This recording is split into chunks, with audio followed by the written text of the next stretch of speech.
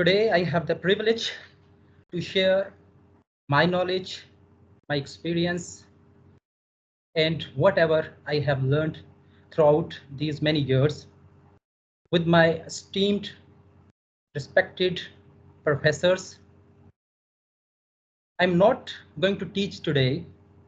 Today, I'm just going to share because I think I don't have that capacity to teach my professors, my mentors, but I have the privilege to share whatever I have learned from last many years.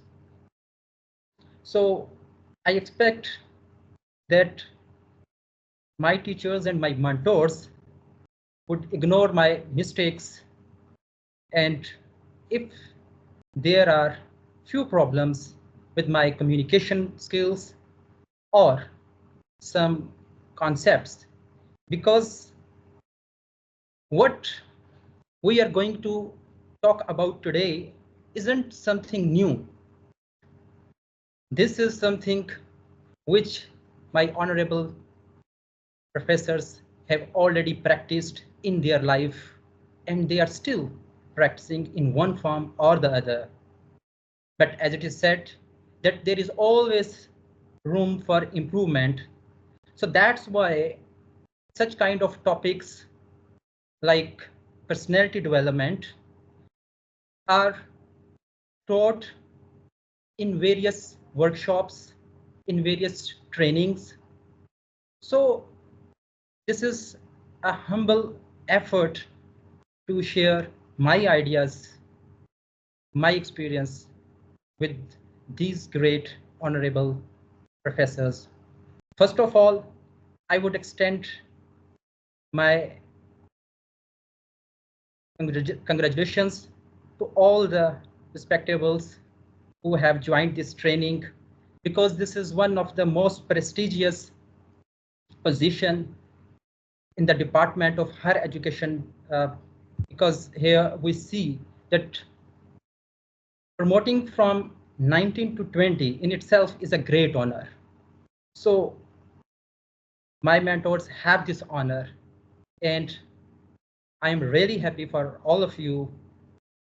So again, I would like to extend my congratulations, and I hope we are going to have a good time, and it would be a great learning activity in the next few hours. And the topic, personality. Whenever we say that this person or that person is having a great personality, normally we think about the looks, we think about the appearances of that person. लिहाजा जैसे ही हम किसी शख्स को देखते हैं, उसके चेहरे के खदोखाल, उसकी जिसामत, कदोकामत, तो हम ज़ाहरी तौर पर जो चेहरा है, उस चेहरे को पर्सनैलिटी का नाम दे रहे होते हैं। हकीकतन पर्सनैलिटी इससे आगे की बात है, क्योंकि पर्सनैलिटी को अगर हम सिर्फ ज़ाहरी शक्लो सूरत पे महदूद कर दें, तो मेरा ख्याल है कि ये नाइंसाफ़ी होगी, क्योंकि पर्सनैलिटी का कॉन्सेप्ट इससे कहीं गहरे माने अपने अंदर रखता है। तो आज हम कोशिश करेंगे कि वो मतलब, वो मीनिंग्स जो कि पर्सनैलिटी के हैं, वो हम आज इस ट्रेनिंग सेशन के अंदर एक्सप्लोर करें। तो फर्स्ट ऑफ ऑल, पर्सनैलिटी का जो वर्ड है, एक लैटिन वर्ड पर्सोना से निकला है। किसी दौर में थिएट्रिकल परफॉर्मर्स जो थे, वो एक चेहरे पे मास्क पहना करते थे, और मास्क पहनकर वो डिफरेंट रोल जो थे अदा किया करते थे। इसलिए ये वर्ड लैटिन वर्ड है जिसको हम कहते हैं पर्सोना, वहां से वर्ड निकला है पर्सनैलिटी। अब अगर हम देखें तो अब वो परसोना या ज़ाहरी जो मास्क हम पहनते थे, अब वो मास्क से बात अब आगे निकल चुकी है। इसमें कोई शक नहीं, एक उस्ताद मुख्तलिफ अंदाज अपनाता है, मुख्तलिफ रंग अपने ऊपर चढ़ाता है, ताकि वो अपने स्टूडेंट्स को, तलबा को डिफरेंट रूप, डिफरेंट रंग दिखा सके। लर्निंग के डिफरेंट जो टेक्निक्स हैं, जो स्टाइल्स हैं, जो मेथड्स हैं, उसको खूबसूरत बनाने की कोशिश करता है। तो उस्ताद एक एक्टर का रोल अदा कर रहा होता है, इसमें कोई शक नहीं है। लेकिन आज हम बात करेंगे उस ज़ाहरी शक्ल सूरत से आगे की, ट्रेड्स की, कैरेक्टरिस्टिक्स की, फीलिंग्स की, इमोशंस की, थॉट्स की, बिहेवियर्स की। क्योंकि पर्सनैलिटी एक बहुत बड़ी टर्म है। और इससे पहले कि मैं पर्सनैलिटी की तरफ जाऊं, इसकी फॉर्मल डेफिनेशन आपके सामने रखूं, I would love to say that what you have, many can have, but who you are, no one can be. आपके पास जो कुछ भी है, बहुत सारे लोगों के पास वो हो सकता है, लेकिन आप जो हैं वो सिर्फ आप ही हैं। आप जैसा दुनिया में, कायनात में दूसरा कोई नहीं है। ये एक सेइंग है। इस सेइंग को साइंस कैसे प्रूफ करती है, साइंस इसके लिए कौन से हमारे सामने सबूत रखती है, वो हम देखेंगे जब हम पर्सनैलिटी को डिफाइन करेंगे। What is personality?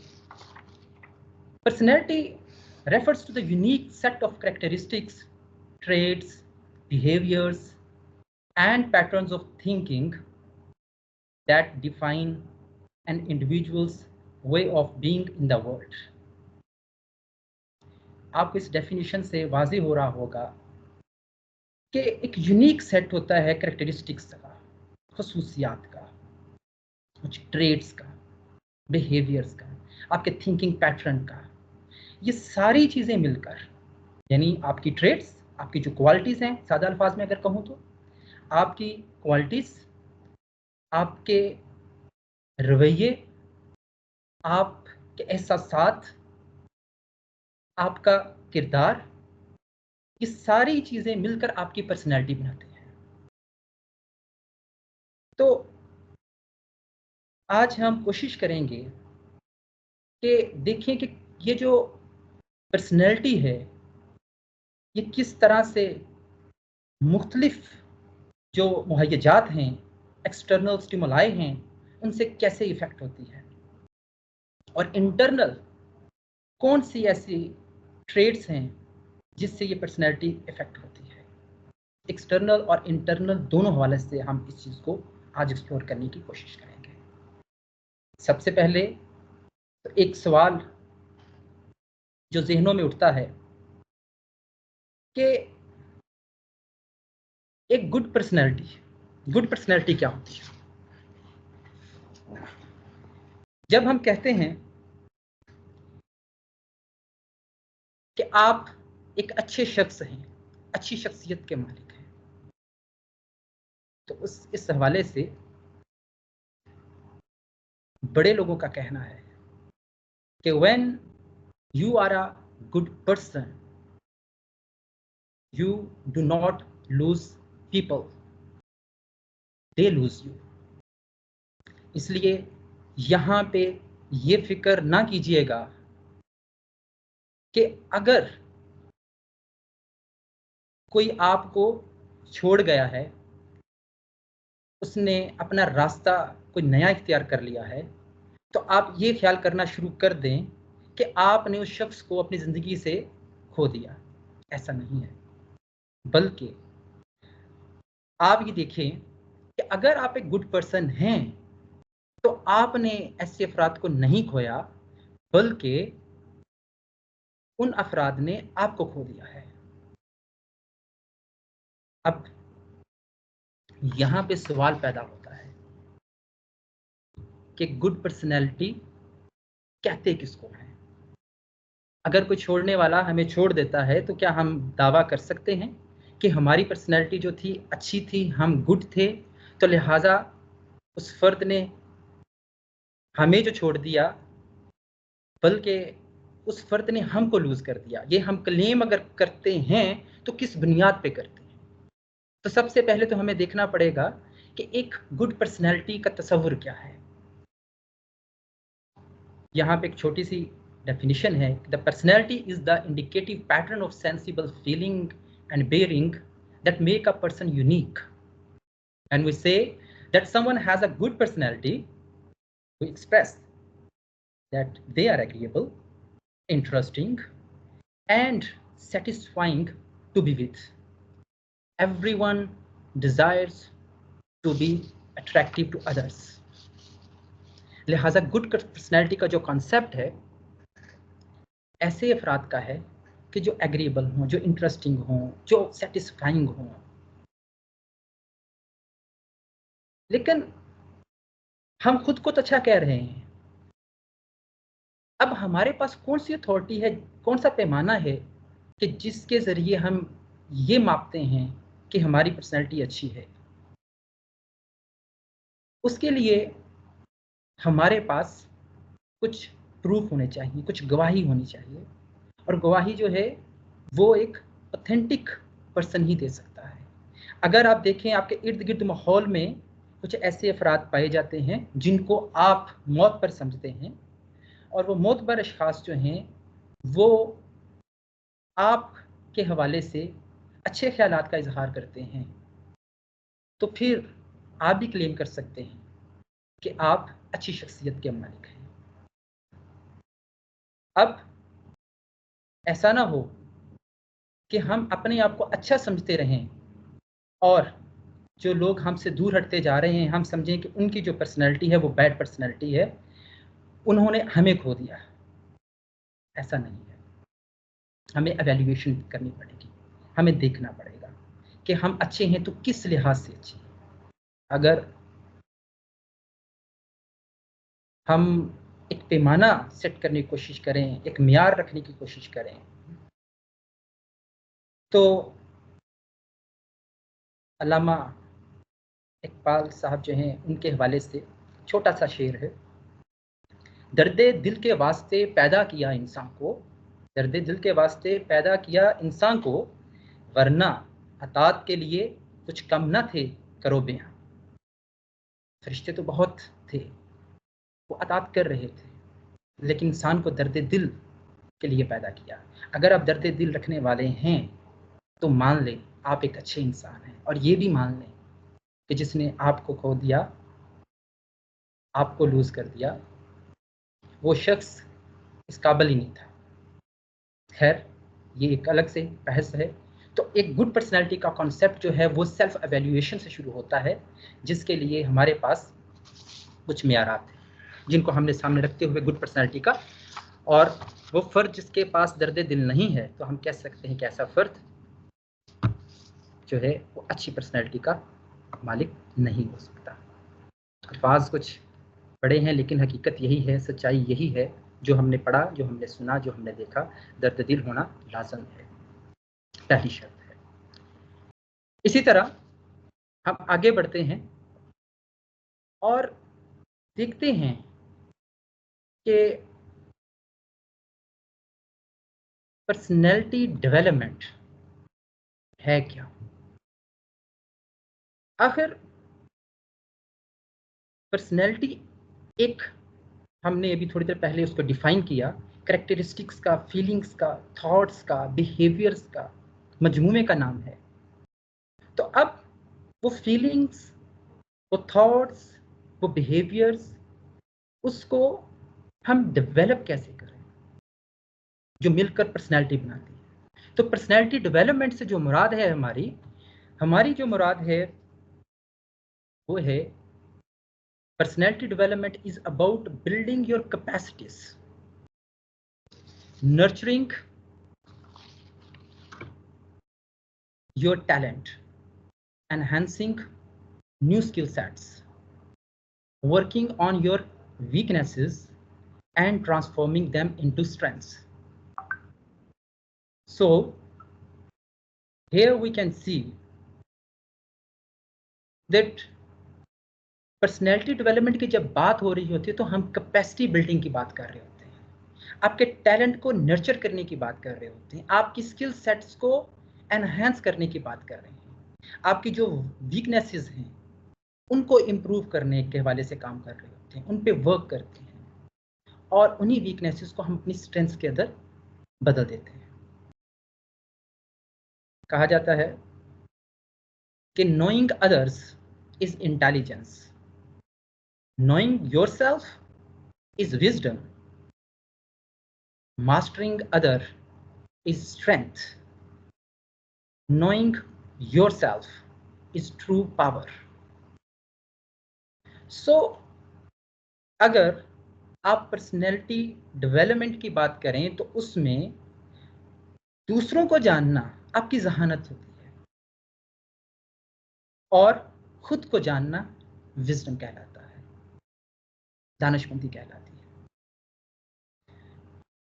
दूसरों पर हुकूमत करना आपकी स्ट्रेंथ हो सकती है, लेकिन खुद को अपने काबू में रखना, अपनी जात पे काबू रखना, ये आपकी असल पावर होती है।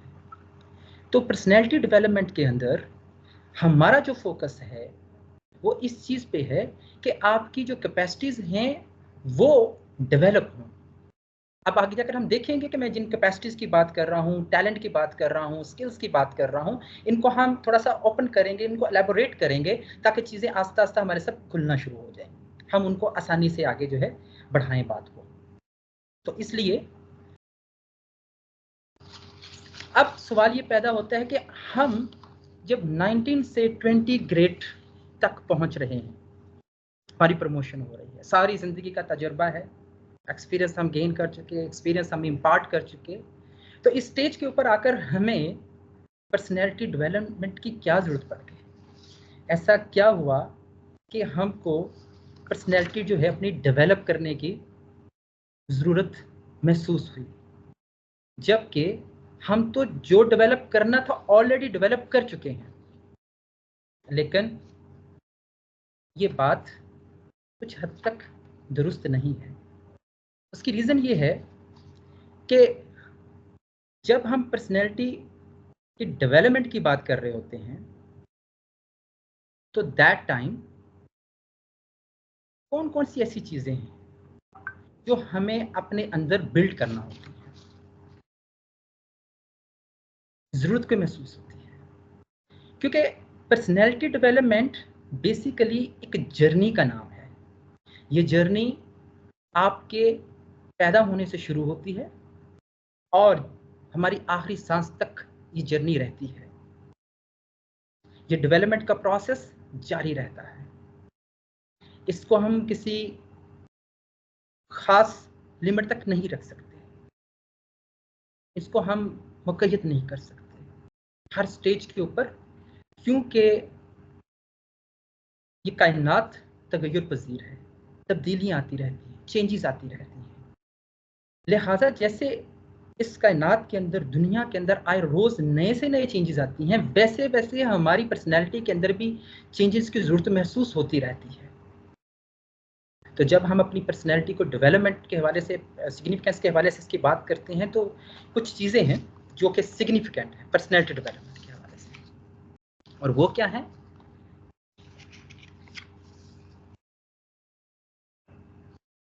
Number 1, confidence.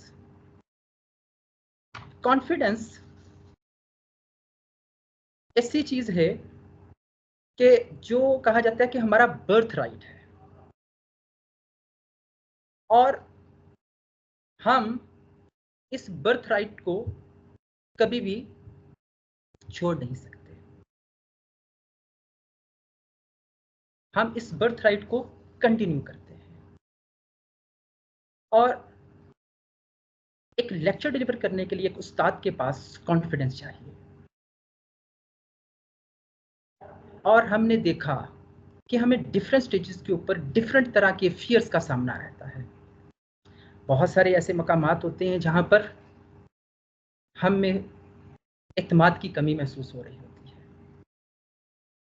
हम अगर चाहते हैं कि हमारे स्टूडेंट्स कॉन्फिडेंट हों तो पहली चीज़ ये है कि हम में वो कॉन्फिडेंस होना चाहिए जो कॉन्फिडेंस हम बच्चों में इम्पार्ट करना चाह रहे हैं।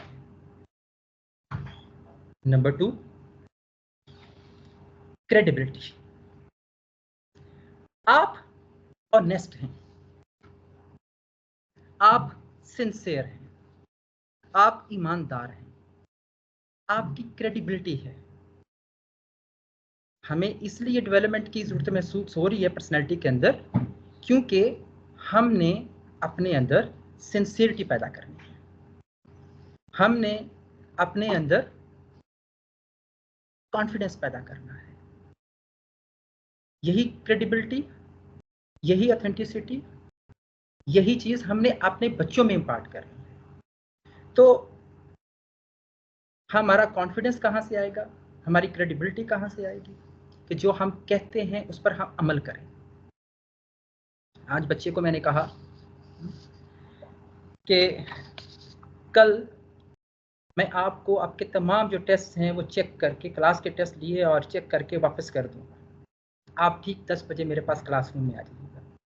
जो मैंने कहा अगले दिन ही बच्चा ठीक 10 बजे आपके पास पहुंच गया और आपने वो तमाम टेस्ट चेक करके उसको उसके हवाले कर दिए। अब बच्चे के जहन में एतमाद के साथ एक क्रेडिबिलिटी का आंसर जो है वो भी शामिल है। लिहाजा क्रेडिबिलिटी, कॉन्फिडेंस, ये वो ट्रेड्स हैं जो आपके अंदर लाजमन होनी चाहिए। जब हम ये ट्रेड्स अपने अंदर पैदा करेंगे, यही चीज़ हम आगे अपने बच्चों में पैदा करेंगे। और इसी तरह से इंटरेक्शन जो है वो डिफरेंट लेवल पर चलती रहनी चाहिए क्योंकि आए रोज़ आपको नए चैलेंजेस का सामना है। मसलन आप अगर एक प्रिंसिपल की हैसियत में काम कर रहे हैं तो यकीनी तौर पर आपको पब्लिक इंटरेक्शन के साथ साथ अपने हाई अप्स के साथ भी एक इंटरेक्शन का जो दौर है वो चलता हुआ दिखाई देगा कि ऑल द टाइम कुछ ना कुछ कम्युनिकेशंस, कुछ ना कुछ कॉरेस्पॉन्डेंस चलती रहती है। और यही इंटरेक्शन जो है ये आपको डेवलप करती है, आपके अंदर डिफरेंट तरह की जो कमियां रह जाती हैं, कोई कोताहियां रह जाती हैं, वीकनेस रह जाती हैं, उनको ओवरकम करने के हवाले से। क्योंकि समटाइम्स हमें वो मूड, वो अंदाज अपने हाई अप्स का, अपने बॉस का नहीं पता होता जब तक हम उनसे डिस्कस ना कर लें, जब तक हम उनके साथ इंटरेक्शन ना कर लें। इसलिए हमें खुद सबसे पहले डिफरेंट लोगों से, स्ट्रेंजर से इंटरेक्शन करना होती है ताकि ये जो ट्रेट है हम में पैदा हो, क्वालिटी जो है हम में पैदा हो और यही ट्रेट हम आगे अपने बच्चों में ट्रांसफर करें। और पर्सनैलिटी डेवलपमेंट की क्या हो सकती है सिग्निफिकेंस कि आप लीड करते हैं, आप मोटिवेट करते हैं। जब आपने लीड करना हो, मोटिवेट करना हो तो आपको लीडरशिप की क्वालिटीज चाहिए होती है।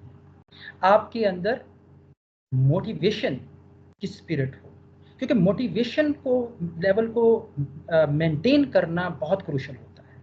और अगर आपकी पर्सनैलिटी के अंदर ये खला है कि आपकी पर्सनैलिटी जो है वो एक विनिंग पर्सनैलिटी नहीं है तो इससे बहुत सारे प्रॉब्लम्स पैदा हो सकते हैं। आपकी बॉडी लैंग्वेज बहुत इंपॉर्टेंट होती है जब अपने स्टूडेंट्स को आप मोटिवेट कर रहे होते हैं। तो ये मोटिवेशन सबसे पहले हमारे अंदर, और मैं यकीनी तौर पर ये जितनी मैं बातें कर रहा हूँ कोई नई चीज़ नहीं मैं बता रहा आपको, ये ऑलरेडी आप प्रैक्टिस कर रहे हैं, आप लीड भी कर रहे हैं क्योंकि आप 19 से 20 में जा रहे हैं। आप ऑलरेडी मुख्तलिफ प्लेटफॉर्म्स के ऊपर फाइट कर चुके हैं, आप मोटिवेट कर चुके हैं। लेकिन हम देखते हैं कि जब भी हमें किसी स्टेज के ऊपर लीड करना होता है, जब भी हमें किसी स्टेज के ऊपर किसी को मोटिवेट करना होता है, specially in the context of our students, तो हम देखते हैं कि हमारा मोटिवेशन लेवल, हमारी बॉडी लैंग्वेज, हमारे अंदर जो लीडरशिप क्वालिटीज़ हैं वो बहुत ही इफ़ेक्टिव होती हैं। और इन लीडरशिप क्वालिटीज़ के अंदर हमें देखना होता है क्या हमारी पर्सनैलिटी जो है वो डेमोक्रेटिक पर्सनैलिटी है, क्या हम अथॉरिटी यूज़ कर रहे होते हैं, किस टाइप की हम स्किल्स इस्तेमाल कर रहे हैं, कौन सा हम स्टाइल लीडिंग के इधर इस्तेमाल कर रहे होते हैं, बच्चों को किस तरह से मोटिवेट कर रहे होते हैं, क्या हम थके हुए तो नहीं हैं, क्या हमारा एनर्जी लेवल वो ठीक है। तो हमें खुद से महसूस हो रहा होता है, कभी कभार हमारा दिल जो है क्लास पढ़ाने को उस तरह नहीं कर रहा होता, हम डीमोटिवेटेड फील कर रहे होते हैं, हम बाज़ का बच्चों को टाइम नहीं दे पा रहे होते। जब कोई बच्चों को हमारी ज़रूरत होती है तो हमें ये इश्यूज़ जो हैं इनको एड्रेस करते रहना चाहिए और देखते रहना चाहिए कहाँ पे कोई कमी है, कहाँ पे कोई पेशी है, तो ताकि उसको हम दूर करें। Communication skills is very very important, क्योंकि हमारा सारा निज़ाम जो है टीचिंग का वो चलता ही हमारी कम्युनिकेशन के ऊपर है। तो अगर हम कम्युनिकेशन स्किल्स के हवाले से बात करते हैं, तो अगर ये इम्प्रूव ना हो, कम्युनिकेशन स्किल्स हमारी अगर इम्प्रूव ना हो, तो हमारे लिए बहुत सारे चैलेंजेस आन खड़े होते हैं। इसलिए हमें ज़रूरी है कि हम अपनी कम्युनिकेशन स्किल्स के ऊपर वर्क करें। जब कम्युनिकेशन की मैं बात कर रहा हूँ, तो इसका मतलब ये हुआ कि कम्युनिकेशन स्किल्स के अंदर आप जानते हैं, बखूबी जानते हैं, और आप बच्चों को भी ट्रेन कर रहे होंगे कि कम्युनिकेशन स्किल्स बुनियादी तौर पर वर्बल और नॉन वर्बल दोनों तरह की होती है। अब वर्बल कम्युनिकेशन इम्पॉर्टेंट हैं, लेकिन नॉन वर्बल कम्युनिकेशन कहा जाता है कि ज़्यादा इम्पॉर्टेंट है। आपकी जो टोन है बहुत इम्पॉर्टेंट है। इसलिए कम्युनिकेशन को तमाम लाइफ स्किल्स के अंदर, सॉफ्ट स्किल्स के अंदर टॉप पे रखा जाता है। उसकी सिर्फ वजह ही यही होती है कि इन्हीं की बुनियाद के ऊपर हम अपने बच्चों को ट्रेंड कर पाते हैं, और हमारी body language is very important. इस लिहाज से हम ये कहते हैं कि पर्सनैलिटी को ऑल द टाइम डेवलपमेंट की ज़रूरत होती है। हमें कॉन्फिडेंस की ज़रूरत होती है, हमारे क्रेडिबिलिटी की हमें ज़रूरत होती है, हमें लीड करने की ज़रूरत महसूस कर रहे होते हैं, मोटिवेट करने की हम ऑल द टाइम नीड के अंदर होते हैं, हम कम्युनिकेशन ऑल द टाइम कर रहे होते हैं, स्पेशली कि जब हमारा प्रोफेशन ही ऐसा है। तो ये मैंने 4-5 सिर्फ और सिर्फ ये आपके साथ पॉइंट डिस्कस किए हैं, ये 5 से 50 भी हो सकते हैं। आप इसके ऊपर अच्छी खासी ग्रिप रखते होंगे, आपके पास बेशुमार इसके ऊपर जो है वो रिसर्चेस होंगी, आपके पास नॉलेज होगा, लेकिन मैंने जस्ट एक आपको थोड़ा सा जो है इसकी इंपॉर्टेंस के हवाले से, इसके सिग्निफिकेंस के हवाले से कि पर्सनैलिटी डेवलपमेंट हमें क्यों चाहिए, क्यों ज़रूरत महसूस होती है, उस हवाले से मैंने सिर्फ आपके सामने ये चंद सिफारिशत रखी हैं। ये और भी बेशुमार हैं, लेकिन यहाँ पे ज़रूरत के मुताबिक हमने इसको जस्ट टच किया है। आप इसमें बेशुमार जो अदर हैं वो भी ऐड कर सकते हैं।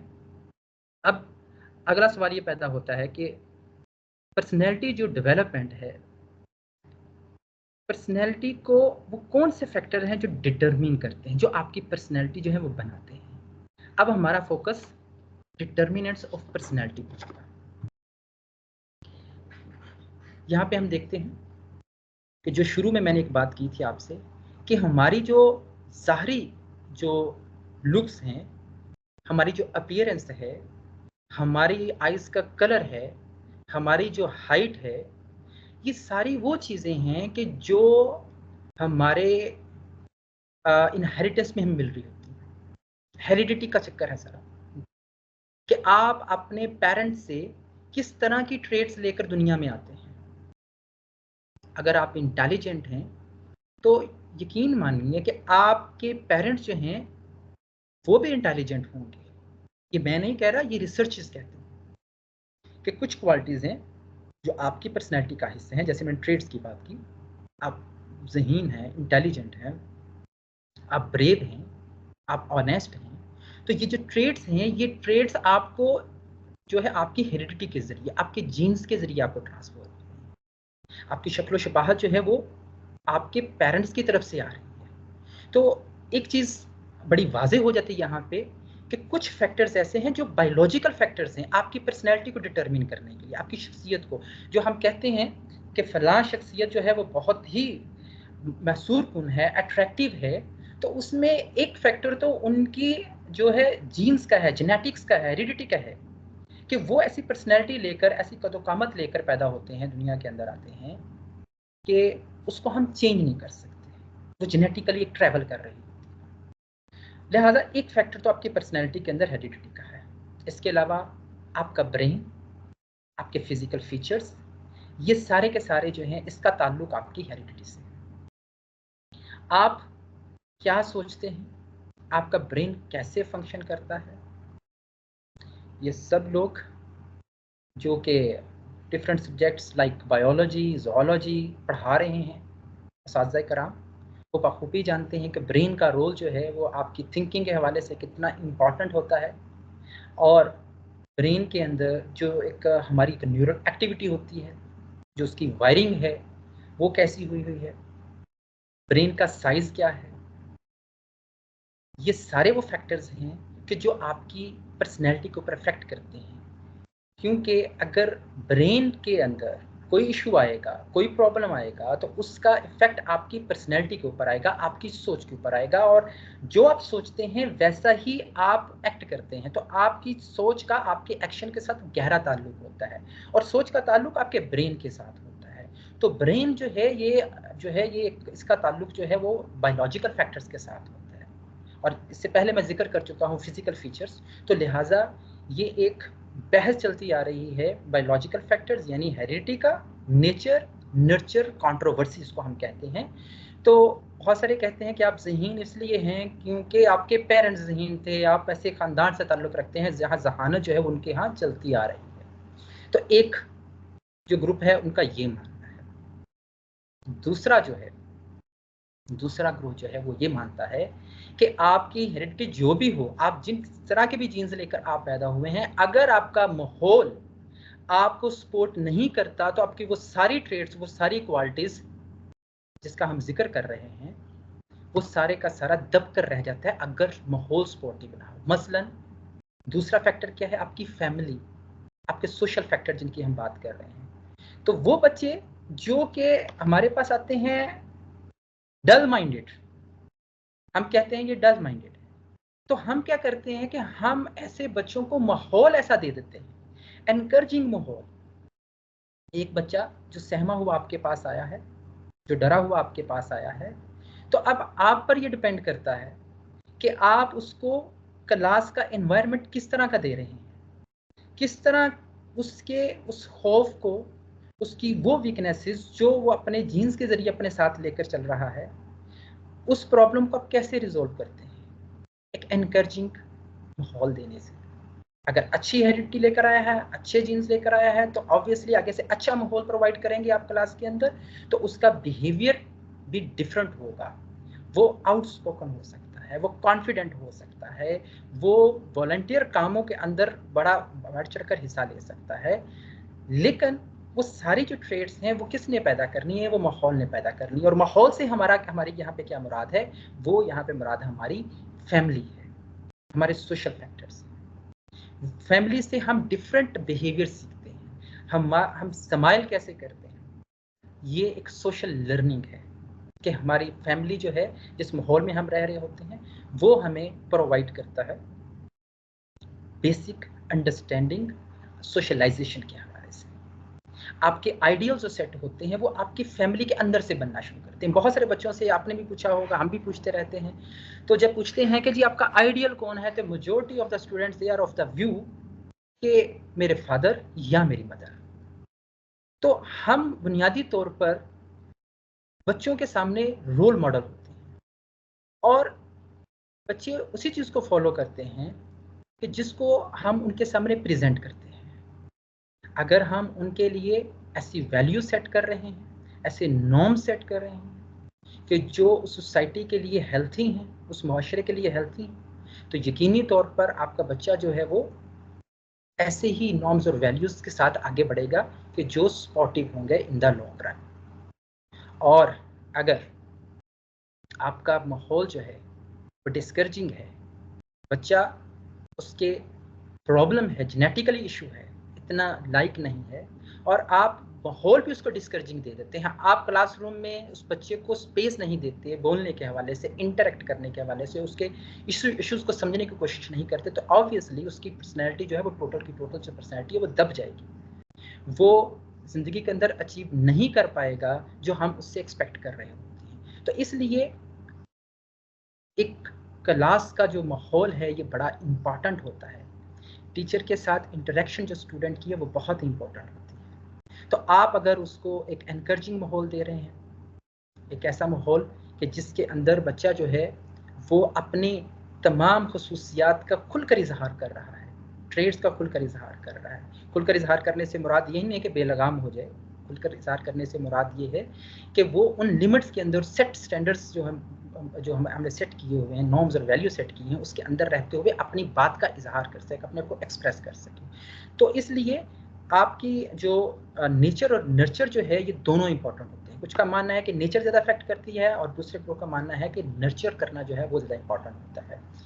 और जैसे कि जे बी वाटसन ने कहा था कि मुझे 1 दर्जन जो है वो आप सेहतमंद बच्चे दे दें और आप उनको जो बनाना चाहें मैं उनको बना दूंगा, चाहे आप उनको पुलिसमैन बनाना चाहें, चाहे उस्ताद बनाना चाहें, लॉयर्स बनाना चाहें, क्रिमिनल बनाना चाहें, whatever you want them to be, he said he can do that, he can make them. So यहाँ पे हमें समझना पड़ेगा, माहौल के ऊपर भी उतना ही जोर देते हैं वो लोग जो इस नज़रिए के हामी हैं कि माहौल जो है वो आपकी शख्सियत जो है बनाता है, संभालता है। इसी तरह कल्चरल फैक्टर्स हैं। डिफरेंट कल्चर्स के अंदर डिफरेंट तरह का एक्सपोजर आपको होता है, एक्सपीरियंस होता है, डिफरेंट तरह की स्पेस होती है।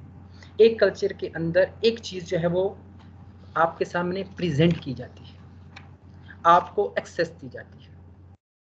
मसलन कुछ ऐसे कल्चर हैं जहाँ पे आपको इंडिपेंडेंस दी जाती है, कुछ ऐसी सोसाइटीज़ हैं, कल्चर हैं कि जहाँ पे एग्रेशन देखने को मिलती है, कुछ ऐसे हैं जहाँ पे कॉपरेशन देखने को मिलता है, और कुछ ऐसे हैं जहाँ पे कंपटीशन देखने को मिलता है। यहाँ पे मैंने लिखे हुए इंडिपेंडेंस है, जैसे Australia, aggression north Korea, competition in India, cooperation in Japan. ये बेसिकली वो कुछ खसूसियात हैं, कल्चर फैक्टर्स की बात कर रहे हैं कि जिस कल्चर में आप पल बढ़ रहे हैं उस कल्चर के आपकी शख्सियत के ऊपर क्या असरात होते हैं। ये एक जनरल सी बात हो रही है, ये लाजमी नहीं है कि हर फर्द के ऊपर ये असूल जो है कार फरमा हुए कि इंडिया में जो पैदा होने वाला या पाकिस्तान में पैदा होने वाला बच्चा है जो वो इंडिपेंडेंट महसूस ना करे, ऐसा नहीं हो सकता। हियर पीपल आल्सो फील, ये ओवरऑल एक जो परसेप्शन है या जो रिसर्चेज हैं, जो स्टडीज़ हैं, उससे एक पिक्चर हमारे सामने आई है कि डिफरेंट कल्चर आपकी पर्सनैलिटी के ऊपर डिफरेंट तरह के असरात पैदा करते हैं। इसी तरह सिचुएशनल फैक्टर्स हैं कुछ, कि आपकी पॉजिटिव बिहेवियर और नेगेटिव बिहेवियर ये डिपेंड करता है कि सिचुएशन क्या है। आपकी तरबियत बहुत अच्छी हुई है, आप कभी किसी भी कानूनी तौर पर किसी चीज़ को अपने वायलेट नहीं किया, लेकिन कुछ सिचुएशन ऐसी पैदा हो गई, आपका मूड उस वक्त ऐसा था कि आप अपने बॉस के साथ उलझ पड़े, आप अपने बच्चों के साथ, थोड़ी सी स्टूडेंट्स के साथ आपने थोड़ी सी तलखी से जो है वो पेश आए, या स्टूडेंट्स बाज़ का तो होता है कि वो इस तरह के टीचर्स के साथ भी पेश आ जाते हैं कि हमारे लिए भी बाज़ का तो एक अस्टॉनिशिंग सा हो जाता है कि ये बच्चा ये ऐसे बिहेव कैसे कर सकता है। तो वो समटाइम्स ऐसी सिचुएशन क्रिएट हो जाती है, ऐसा माहौल होता है, ऐसी यूनियन पार्टिकल्स आ जाती हैं कि जिस माहौल के अंदर रहते हुए बच्चे जो हैं वो उस तरह से कोऑपरेट नहीं कर पाते अकॉर्डिंग टू द सिचुएशन, कि जिस तरह से हम उनसे एक्सपेक्ट कर रहे होते हैं। नॉर्मल उनका बिहेवियर अच्छा होता है, उनकी पर्सनैलिटी अच्छी होती है, यानी उनके अंदर ट्रेड्स अच्छी होती हैं, उनको माहौल जो है वो भी एक अच्छा मिला होता है, दोनों मिलकर उसकी शख्सियत को बहुत अच्छा बना रहे होते हैं। लेकिन सम टाइम्स कुछ फैक्टर्स हैं कि जिनकी वजह से बच्चे जो हैं वो अपने नॉर्मल बिहेवियर से हटकर कुछ ऐसा एक्शन ले लें, कुछ ऐसा काम करें कि जो आपके लिए नागवार गुजरे। तो थोड़ा सा हमें गौर कर लेना चाहिए कि वो कौन सी सिचुएशन थी। ऐसे बच्चों को बुला लेना चाहिए, उनके साथ अलग से मीटिंग कर लेनी चाहिए, काउंसलिंग कर लेनी चाहिए, और काउंसलिंग करने से हमें बहुत सारी चीज़ें जो हैं वो उस वक्त वाज़ेह हो जाएंगी, क्लियर हो जाएंगी कि इस बच्चे के साथ प्रॉब्लम क्या था। लिहाजा ये कुछ फैक्टर्स हैं जो जनरल से जो शख्सियत को बनाने के हवाले से मैं समझता था कि इम्पोर्टेंट है, क्योंकि अगर हम इन फैक्टर्स को जहन में रखते हुए किसी भी बच्चे की अपने कॉलेज के अंदर, यूनिवर्सिटी के अंदर, जैसे हम कहते हैं कि तरबियत करते हैं, तो ये कुछ फैक्टर्स हैं। ये मत हम ख्याल करें कि वो किस बैकग्राउंड से है, कौन से जीन्स लेकर यहाँ पे आया हुआ है, बल्कि ये हमें ख्याल करना पड़ता है कि ये जो बच्चा हमारे पास आया है, अगर उसको जेनेटिकली कुछ थोड़ा इशू भी आ रहा है, तो हमारा माहौल जो है, हम जिस माहौल के अंदर इसको लेकर आए हैं, उस माहौल के अंदर उसकी तमाम कमियों कोताहियों को हम दूर करें, और दूर करके हम उस बच्चे को अपने माशरे के लिए मुफीद शहरी के तौर पर जो है वो तैयार करें। अब हम उन एलिमेंट्स की तरफ आते हैं कि जो एलिमेंट्स इम्पॉर्टेंट होते हैं आपकी शख्सियत के लिए। उनमें से एक पहला जो फैक्टर है वो है पर्सनल। ये पूरा एक आप एक सर्कल देख रहे हैं, जिसके अंदर जो हमारा फोकस है पर्सनल डेवलपमेंट या पर्सनैलिटी डेवलपमेंट, तो उसमें हम देखते हैं कि पहली चीज़ जो है वो है बिल्ड होप एंड ऑप्टिमिज्म। ये बड़ी मज़े की चीज़ है कि हम जब बच्चों को पढ़ाते हैं उस वक़्त बच्चों में हम होप और ऑप्टिमिज्म पैदा करने की कोशिश कर रहे होते हैं। लाइक हमारे पास जब बच्चे साइकोलॉजी क्लास पढ़ने के लिए आते हैं तो क्योंकि हम एक बिग सिटी के अंदर हैं, लाहौर के अंदर हैं, और कुछ ऐसे भी हैं असातिज़ा कराम कि जो दूर दराज इलाकों में जैसे टीजी खान में बैठे हुए हैं, कुछ ऐसे हैं जो मियाँ वाली से बिलोंग करते हैं, कोई लैया से हैं, कुछ इकबाल से हैं, दूर दूर गाँव देहातों में बैठे हुए हैं। अब वो बच्चा जो दूर दराज के इलाके में बैठा हुआ है, जिसके माहौल ने उसको उस तरह का सपोर्ट नहीं किया जिस तरह हम एक्सपेक्ट करते हैं कि एक बच्चे को माहौल जो है प्रोवाइड करना चाहिए। अच्छा, जब ऐसी सिचुएशन पैदा हो जाए तो हम क्या कर सकते हैं? हम बच्चे को होप दे सकते हैं, हम ऑप्टिमिज्म दे सकते हैं, हम उनको एक ऐसा ख्वाब दे सकते हैं कि जो आपके मकामी लीडर्स हैं उनको रोल मॉडल बनाकर, कोई जंग में है तो आप जानते होंगे डॉक्टर अब्दुल सलाम एक बहुत बड़ा नाम है, कोई रऊफ क्लासरा का नाम है, कोई साहिवाल में रहने वाले हैं, तो इसी तरह कोई ओकाड़ा में रहने वाला है। तो जहाँ जहाँ पे भी आप हैं वहाँ पे आप देखेंगे कि कुछ ऐसी शख्सियात हैं कि जो रोल मॉडल का आपके लिए किरदार अदा कर सकती हैं। तो हम बच्चों को ऐसे रोल मॉडल्स पेश कर सकते हैं, उनको बता सकते हैं, उनको उम्मीद दे सकते हैं, उनके अंदर ऑप्टिमिज्म पैदा कर सकते हैं कि आप भी ऐसे बन सकते हैं जैसा कि आपके इलाके का कोई रोल मॉडल है। मैं बात कर रहा था यहाँ पे शहर लाहौर की। जब हम क्लास के अंदर जाते हैं तो हमारे पास जब बच्चे आते हैं तो पहला साइकोलॉजी के अंदर जो हम एक उनको ख्वाब देते हैं, एक ड्रीम देते हैं, एक होप देते हैं, वो यही है कि आप यहाँ हमारे पास आ गए हैं तो आपने डिसाइड ये करना है कि आप में से गोल्ड मेडल किसने लेना है।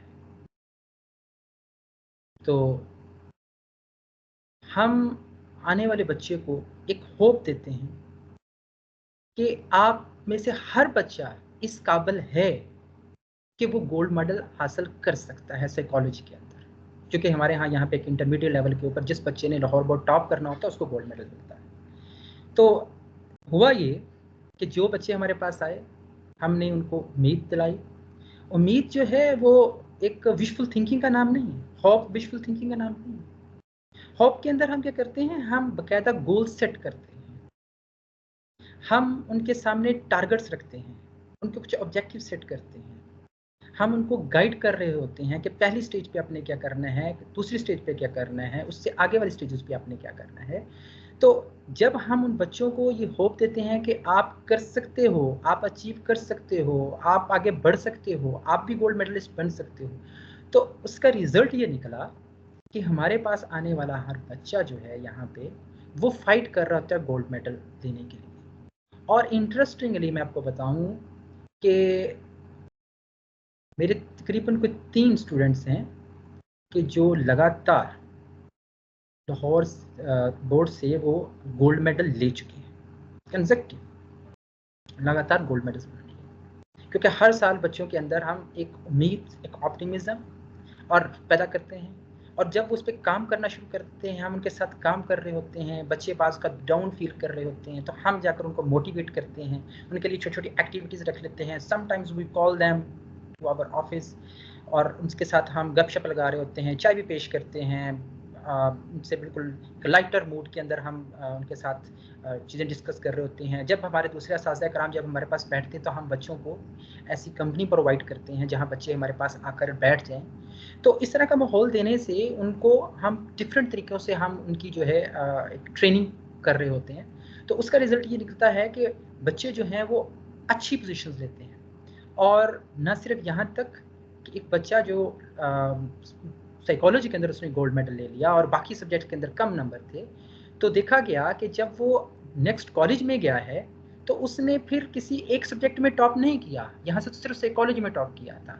उसको इतनी उम्मीद लगी, वो इतना कॉन्फिडेंट फील करना शुरू हो गया, इतना मोटिवेटेड फील करना शुरू हो गया कि वहाँ पे जाकर उस बच्चे ने ग्रेजुएशन के अंदर ओवरऑल टॉप किया। तो ये जो उम्मीद है ये आपने उन बच्चों के अंदर पैदा करनी है। कैसे हम पैदा करते हैं ये हॉप, कौन से स्टेप्स हमारे पास होते हैं? उसमें उसकी जो नेगेटिव थिंकिंग है हम उसको चैलेंज करते हैं।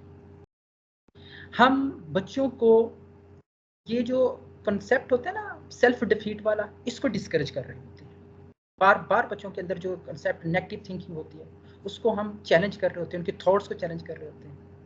हम ऐसे बच्चों को कहते हैं कि आप ऐसे लोगों के साथ रहें कि जो पॉजिटिव बातें करें, जो जिनको देखकर आपको खुशी हो रही। तो लिहाजा ये एक तरीक़ाकार है उन बच्चों के अंदर होप पैदा करने का, ऑप्टिमिज्म पैदा करने का, रियलिस्टिक गोल सेटिंग के ज़रिए हम कर सकते हैं कि मीनिंगफुल एक्टिविटीज़ हो सकती हैं कि जिसके ज़रिए जो है वो हम बच्चों को, जैसे डिफरेंट हॉबीज़ हैं, डिफरेंट किस्म की जो है वॉलंटियर टास्क हैं, डिफरेंट बाज़ इस तरह का भी होता है कि कोई बच्चा सेटबैक कहीं पे कोई मिलता है, उसको परेशान हो जाता है, फाइनेंशियल इश्यूज़ ऐसे आ जाते हैं बच्चों के यहाँ, कुछ ना कुछ फैमिली इश्यूज़, डोमेस्टिक इश्यूज़ ऐसे आ जाते हैं। तो फिर हम क्या कर रहे होते हैं कि उनको साथ साथ लाइफ स्किल्स के ऊपर उनके साथ बात कर रहे होते हैं, उनके अंदर कोशिश करते हैं कि हम रेजिलियंस पैदा करें।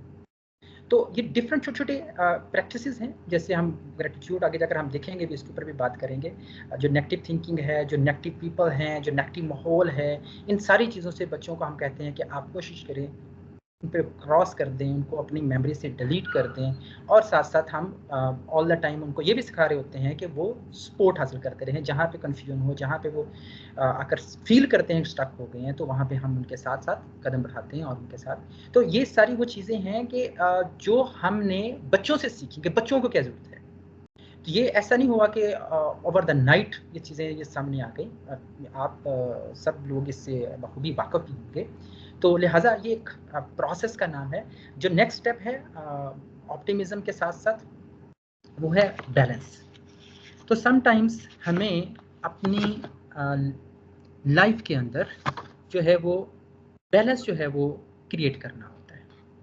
अब बैलेंस से मुराद क्या है, कैसे हम कर सकते हैं, उसके लिए छोटी-छोटी हमारे पास डिफरेंट वेज़ होते हैं। फर्स्ट ऑफ ऑल है कि हमारे पास फिज़िकल जो हेल्थ है हमारी बड़ी इम्पोर्टेंट है। रेगुलर एक्सरसाइज़ जो है वो अगर हम करें, अपने न्यूट्रिशन का हम ख्याल रखें, सफिशिएंट जो है वो रेस्ट हम अगर करें, तो क्योंकि नॉर्मली हम प्रॉब्लम ये है कि जब हमारी मेंटल वेलबींग जो है वो ठीक नहीं होगी, तो ये चीज़ सामने हमें बाज़ देखने में आई है। लोग जब आते हैं हमारे पास डिस्कस कर रहे होते हैं डिफरेंट इश्यूज़, तो वर्क लाइफ एक बैलेंस जो है उनके पास बहुत बड़ा एक प्रॉब्लम होता है। तो उसमें एक चीज़ जो होती है वो ये होती है कि उनका जो लाइफ़स्टाइल है ओवरऑल, मसलन उनकी ईटिंग हैबिट्स, उनके स्लीपिंग पैटर्न, वो बहुत डिस्टर्ब हुए होते हैं।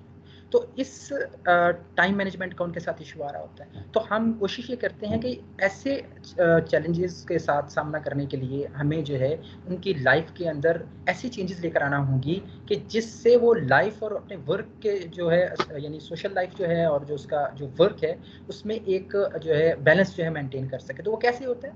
वो टाइम मैनेजमेंट के ज़रिए। वो जो है एक आप हेल्थी लाइफ़स्टाइल अपनाने के ज़रिए आप सोशल ऐसे कनेक्शंस रखते हैं, ऐसे लोगों से जो पॉजिटिव होते हैं, जो पॉजिटिव थिंकिंग दे रहे होते हैं आपको। तो जब आपकी ओवरऑल ग्रोथ जो है, पर्सनैलिटी जो ग्रोथ है, वो पॉजिटिव हो रही होगी।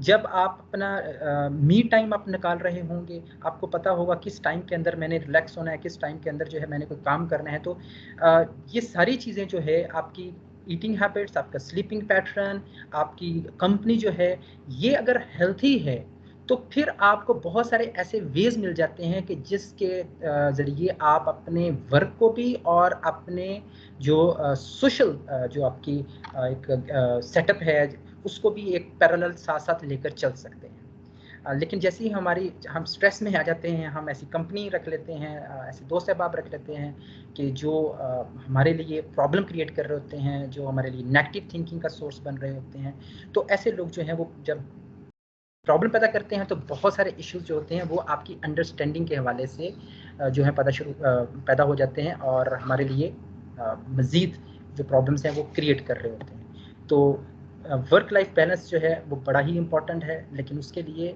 आपके पास हेल्थी एक्टिविटीज़ होना भी उतना ही इम्पॉर्टेंट है, ताकि इस बैलेंस को मेंटेन करने के हवाले से आप क्लियर सोच सकें, आपकी थिंकिंग जो है उसके अंदर क्लैरिटी पाई है। क्रिएट एंड लर्न, सबसे पहले तो ये है कि आप क्रिएटिविटी की जो हम बात कर रहे हैं तो उसमें सेल्फ अवेयरनेस जो है बड़ी इंपॉर्टेंट है।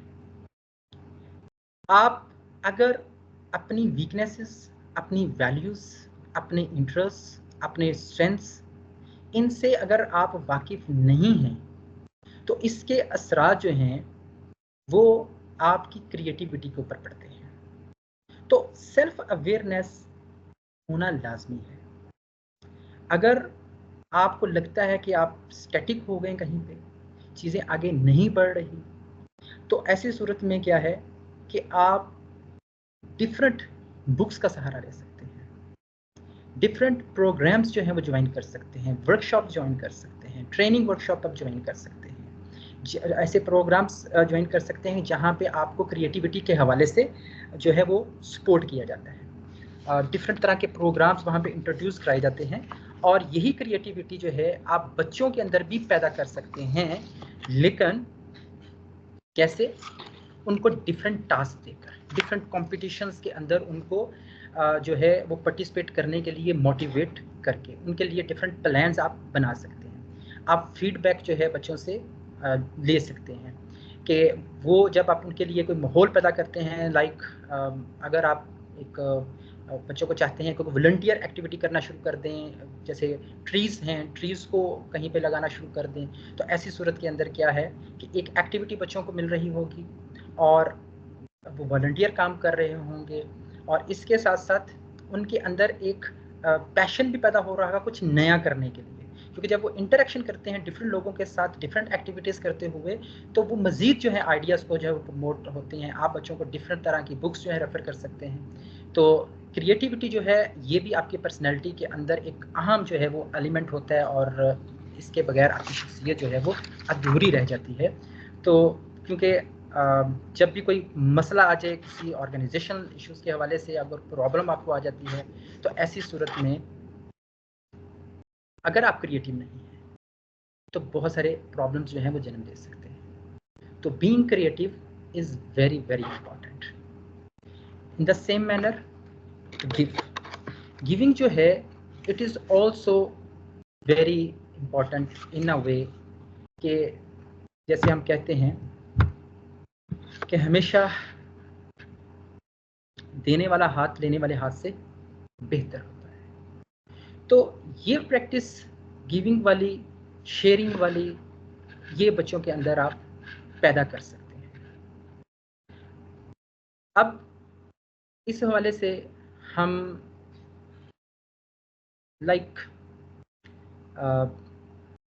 आप बच्चों को सबसे पहले शाबाश दें किस चीज़ के ऊपर? जो भी वो अच्छा काम करता है। It means you are giving them motivation, you are giving them शाबाश। सम टाइम थपकी छोटी सी उनके लिए मोटिवेशन का सबब बन सकता है, सम टाइम्स अच्छे अल्फाज उनके लिए मोटिवेशन का सबब बन सकते हैं, सम टाइम एक छोटा सा बॉल पॉइंट जो है, सम टाइम्स एक चाय का कप जो है। ये गिविंग की जो हैबिट है ये डिफरेंट सेटिंग्स के अंदर बहुत ही सक्सेसफुल साबित हुई है। डिफरेंट सर्चेज ने हमें ये बताया है कि जब बच्चे जो हैं वो गिविंग की कंडीशन में होते हैं, लाइक फॉरगिव, माफ़ कर देना, माफ़ कर देना, ये भी एक ऐसी ट्रेट है, ऐसी ख़ुसूसियत है कि जब आप बच्चों में ये ख़ुसूसियत पैदा करते हैं तो उनके अंदर एक्ट ऑफ काइंडनेस, छोटे-छोटे जो एक्ट्स हैं काइंडनेस के, वो इमर्ज होना शुरू होते हैं। उनके अंदर एक अच्छा करने की ख्वाहिश पैदा होती है, क्योंकि गिविंग से उनके अंदर एप्रिसिएशन पैदा होती है। जब वो खुद को एप्रिशिएट करते हैं, क्योंकि ये एप्रिसिएशन उनको बाहर से मिल रही होती है। तो इस वजह से Giving का element is important. I'm running short of time, that's why I'm not putting or giving some examples over here. Be grateful.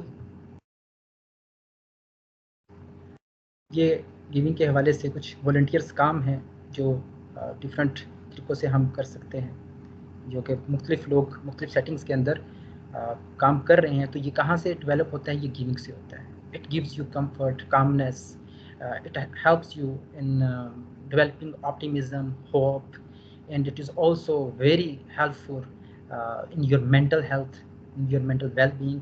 So giving has so many advantages.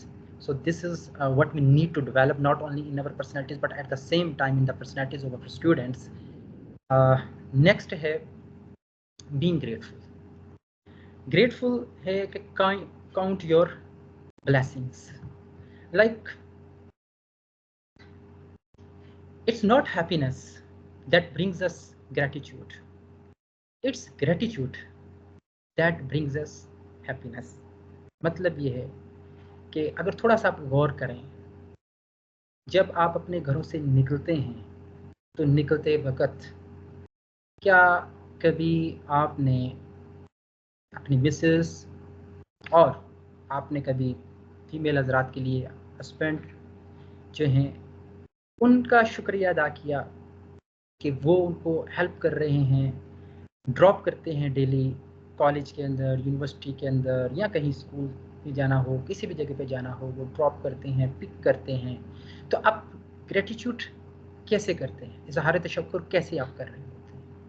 In the same manner for man, जब आप घर से निकलते हैं तो आपने कभी देखा कि आप घर से निकलते हुए कितनी मर्तबा आपने शुक्रिया अदा किया अपने मिसेस का, अपने वालिदैन का, अपने बच्चों का, जिन्होंने आपकी हेल्प की। सुबह उठे, आपके शूज़ पॉलिश किए, आपके पास टाई नहीं है तो टाई प्रोवाइड की, खाना बनाने वालों ने, नाश्ता बनाने वालों ने नाश्ता तैयार किया।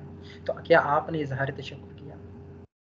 जब आप कॉलेज एंटर होते हैं तो कितनी मर्तबा ऐसा हुआ कि आप गेट के पास खड़े हों, गेट कीपर का आपने शुक्रिया अदा किया हो कि जिसने आपके लिए वो दरवाज़ा खोला, आप एंटर हो रहे हैं। कितनी मर्तबा ऐसा हुआ कि हम जब नाराज़ होते हैं तो हम कोशिश कर रहे होते हैं कि फ़लाँ बंदे से तो हमने फ़लाँ जो है हिसाब किताब जो है वो करना है हम उसके साथ, लेकिन ऐसा कितनी मर्तबा हुआ कि जब हम ढूंढ रहे हों कि कौन-कौन से अफ़राद हैं कि जिनका हमने शुक्रिया अदा करना है, जिनके साथ हमने इज़हार तशक्कुर करना है, जिन्होंने हमारी ज़िंदगी को बदला, जिनका एक लफ्ज़ हमारे लिए जो था वो सूदिंग था, जब हमें कोई अच्छा लफ्ज़ कहने वाला नहीं था। कौन सा ऐसा फ़र्द है कि जिसने मेरे कंधे पर हाथ रखा कि जब मुझे उसके हाथ की ज़रूरत थी, तो उसका मैंने इज़हार तशक्कुर। कितने ऐसे लोग हैं जिनका आपने इज़हार तशक्कुर किया? कितनी मर्तबा आपने प्लान किया है? तो ये जो ग्रैटिट्यूड है, इज़हार तशक्कुर है, ये आपको जो कामनेस देता है, ये जो आपको फ्रीडम देता है, ये आपको जो एक सुकून देता है, कितने लोगों ने इसको एक्सपीरियंस किया? यही वो ट्रेट है, यही वो डेवलपमेंट है कि जब आप बच्चों का इज़हार तशक्कुर करेंगे, क्लास में आ रहे हैं तो आपके लिए बच्चे जो हैं वो खड़े हो जाते हैं, तो आप उनके लिए इज़हार तशक्कुर कर रहे हैं, शुक्रिया अदा कर रहे हैं कि वो आपके लिए खड़े होते हैं, वो आपका एहतराम करते हैं, वो आपकी इज़्ज़त करते हैं। तो ये वो ट्रेट है, ये वो क्वालिटी है कि जब आप में डेवलप होगी तो ऑटोमेटिकली जो है बच्चों के अंदर भी ये ग्रैटिट्यूड पैदा हो जाएगा। Increase humour. अब ह्यूमर थेरेपी जो है ये एक थेरेपी है। कहा जाता है कि comic relief, law of use humour, और ये एक एंटीडोट है स्ट्रेस के लिए, पेन के लिए, कि जब आप बहुत ही तकलीफ़ के अंदर हैं, बहुत ही पेन के अंदर हैं, तो बहुत सारे लोग जो हैं वो आपके साथ आकर कुछ ना कुछ अफ़सरदगी का इज़हार कर रहे होंगे, कुछ डाउन कर रहे होंगे। कुछ ऐसी पर्सनैलिटीज़ भी आपने देखी होंगी कि आप बहुत बीमार होंगे, लेकिन जैसे ही वो अफ़राद आपके पास आते हैं और आपको आपके साथ कुछ ऐसे चुटकुले, कुछ ऐसे जुमले आपके साथ कहना शुरू कर देते हैं कि आपकी चेहरे के ऊपर जो है वो रौनक आना शुरू हो जाती है, वो जो पहलाहट है वक़्ती तौर पर वो दूर हो जाती है। तो ऐसे लोगों को आप देखते हैं कि आप अपने करीब महसूस करते हैं। और इसी तरह से आप देखेंगे कि लाफ्टर थेरेपी जो है वो पूरी दुनिया के अंदर मुख्तलिफ जगहों पे इस्तेमाल हो रही है। क्या किया जाता है कि वहाँ पे सिर्फ और सिर्फ आपको हंसना सिखाया जाता है। आप मुश्किल में हैं, तकलीफ में हैं तो हंसें, लाफ करें। आप के लिए बहुत सारी मुश्किलात हैं, ऑल द टाइम रहती हैं, ऑल द टाइम चैलेंज। अभी भी ये चैलेंज है कि आप यहाँ बैठे हुए हैं और आपको ये जो है ट्रेनिंग का सेशन कंप्लीट करना है, but at the same time you might take some you know fun out of this activity. You may smile, you may laugh, whatever comes to your mind, you may laugh, and you may see the effect of this laughter on your personality. It will certainly brings you comfort, it will take away stress, it will bring you peace, love and kindness. Laughter जो है ये हमारी जिंदगी के अंदर बिल्कुल free है, लेकिन सवाल ये है कि क्या हम वाकई लाफ करना, स्माइल करना सीखे हैं कि नहीं। कहीं भूल तो नहीं गए। स्माइल करके देखें, आपके चेहरों के ऊपर अगर स्माइल आती है तो इसका मतलब अभी भी हम स्माइल करना जानते हैं, और आप देखेंगे कि स्माइल के ज़रिए आपके अंदर कुछ ना कुछ असरात पॉजिटिव पैदा शुरू होंगे। तो यही स्माइल जो है यही हमने अपने बच्चों के साथ शेयर करनी है, उनके अंदर यही लाफ्टर जो है वो पैदा करना है। Be resilient, burn out and resilience. अगर आप रेजिलियंट नहीं होते तो बर्नआउट का स्ट्रेस। बर्नआउट क्या चीज़ है? ये होता है स्ट्रेस है, कांस्टेंट स्ट्रेस है। जब आप एग्जॉस्टेड फील करते हैं, जब आपको लगता है कि now time is over, I can't do anything any more, I need some rest, I want to stop working. तो यहाँ पे क्या है कि बर्नआउट जो है वो एक आपके लिए बहुत बड़ा इशू है। तो बच्चों के अंदर हम क्या पैदा कर सकते हैं? रेजिलियंस। आप थके हुए हैं, टूटे हुए हैं, बिखरे हुए हैं।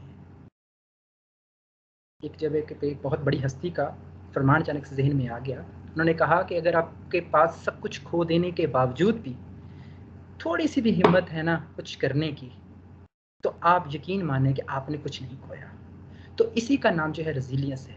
एडवर्सिटी आई, तूफान आया, मुसीबत आई, परेशानी आई, but what did you do? You retaliated. You felt exhausted for a few seconds, for a few minutes, for a few days, but afterwards you restored your energy. You just regained your passion. You energized yourself. And this is what is called a resilience. Resilience is one of the most important factors in the success of any person. ये resilience ही है कि आज आप 20वीं grade में आ रहे हैं, उसकी training के लिए आप यहाँ पे तशरीफ फरमा है। बहुत सारे चैलेंजेस थे, बहुत ऐसी स्टेजेस आई होंगी जहाँ पे आपके जहन में भी ख्याल आया होगा किस काम में पड़ गए हैं, किस प्रोफेशन में पड़ गए, आया होगा। लेकिन क्या होगा? फिर आपने हिम्मत की, फिर आप अपने आप को वापस लेकर आए। तो ये कंट्रीब्यूटर्स हैं जो बर्नआउट पैदा करते हैं। परफेक्शनिज्म है, लैक ऑफ कोपिंग स्किल्स है, कुछ बैड हैबिट्स डेवलप हो जाती हैं हमें, लैक ऑफ यानी हमारे पास टाइम होता है, रिग्रेट होता है, पुअर रिलेशनशिप्स होते हैं। अच्छा, यहाँ पे थोड़ा टाइम कम है हमारा, थोड़ा सा टाइम पहले थोड़ा सा वेस्ट हो गया था जिसकी वजह से कन्फ्यूजन क्रिएट हो गई। Sorry for that, just because of some technical issues. Normally क्या है कि if there are no ups and downs in your life, it means you are dead. हम अप्स एंड डाउन से जो है वो खौफजदा हो जाते हैं। हमने यही तो बताना है बच्चों को कि अप्स एंड डाउन्स ही हमारी लाइफ की निशानी है, ये सिंबॉलिक है, सिम्टम है। डॉक्टर्स कहते हैं कि भाई जब तक आपकी ईसीजी के अंदर अप्स एंड डाउन्स आ रहे हैं तो it means you are alive. The moment you lose it, you have a straight line, it means that you are no more in this world. So if you have to stay in this world, you must have to grow through all these ups and downs, and we must be thankful to God that he has provided us with this opportunity, that there are ups beside downs. Because if there is down something, so it means there are ups in the life as well. तो हमारी नजर हमेशा बुलंदी की तरफ होनी चाहिए। Make one small change. Small change कुछ भी हो सकता है। एक स्माइल हो सकती है, जैसे मैंने कहा एक थपकी हो सकती है। बच्चों का नाम जो कामयाब हैं, उस बच्चे का नाम आप गेट की एंट्रेंस पे लगा दें जो कामयाब हुआ, छोटा सा एक्शन है। शाबाश का एक जुमला लिखकर लगा दें। उसी का नाम जो है आप एक अपने मोहल्ले की किसी मार्केट के अंदर ग्रोसरी शॉप के ऊपर उस बच्चे का नाम लिखकर लगा दें कि इस बच्चे की एक माह के अंदर ये परफॉर्मेंस रही, उसने ये टेस्ट पास किए, उसकी ये कामयाबी है। तो आप देखेंगे कि आपका छोटा सा एक्शन, छोटा सा स्टेप क्या चेंजेस लेकर आता है। मूव करेंगे नेक्स्ट। कुछ स्टेजेस हैं पर्सनैलिटी के। स्टेजेस ऑफ पर्सनैलिटी डेवलपमेंट क्या है कि आपको बचपन में सबसे पहले जो चीज़ जिसका सामना होता है वो ट्रस्ट का होता है कि you have to develop your trust in your parents. फिर हमने सीखना होता है कि कुछ एक्शंस ऐसे भी हैं, बच्चों को भी सिखाना है कि जहाँ पे उनको इंडिपेंडेंस हमें देनी पड़ती है, वो खुद से इंडिपेंडेंटली काम करें, उनको इनिशिएटिव लेने दें, उनको अपनी स्किल्स डेवलप करने दें, उनको अपनी आइडेंटिटी की तलाश खुद करने दें। क्योंकि ये वो स्टेजेस हैं, ये वो क्राइसिस है जो हमें हर एक फर्द को होता है। हमें ट्रस्ट डेफिसिट का मसला होता है, इंडिपेंडेंस का मसला होता है, बास का इनिशिएटिव नहीं ले पाते, कुछ स्किल्स डेवलप नहीं कर पाते। तो हमें चाहिए कि हम उनको अलाउ करें, बच्चों को सेल्फ जो है आइडेंटिटी की तरफ जाने दें, खुद से सर्च करें, एस्टेब्लिश इंटीमेसी, कुछ प्यारे रखें अपनी ज़िंदगी के अंदर जिनके साथ आप शेयर कर सकें चीज़ें। क्रिएट एंड नर्चर, आपके अंदर क्रिएटिविटी होनी चाहिए, आपको चीज़ें नर्चर करनी चाहिए। कैसी होंगी? आप जिस स्टेज के ऊपर इस वक्त हैं वहाँ पे आप क्रिएट भी कर रहे हैं, आप नर्चर भी कर रहे हैं, आपने जो सोसाइटी से लिया वो सोसाइटी को रिटर्न कर रहे हैं, वो पैक कर रहे हैं। So this is very important कि आप अपनी पर्सनैलिटी के अंदर वक्त के साथ क्रिएट भी करें और सोसाइटी को वापस भी करें, और अपने माजी को क्या करें, एक्सेप्ट करें। जो भी हो चुका हो चुका, past is past, no you don't have any control over anything. So next हम मूव करते हैं। कुछ ऐसी चीजें हैं कि जो नेगेटिव हैं। Stay away from negativity, change your body language and image. आप पॉजिटिव बॉडी लैंग्वेज के साथ बैठें, बात करें, तो आप देखेंगे कि आपका कॉन्फिडेंस लेवल ही बदल जाएगा, आपका गुफ्तगू करने का अंदाज ही बदल जाएगा। आपको ड्रेस एटिकेट आनी चाहिए, because you are the role model for students, and if you don't follow these dress etiquettes, then what would happen? The students will also start to follow your way of doing things, and you are the teacher and you are the role model.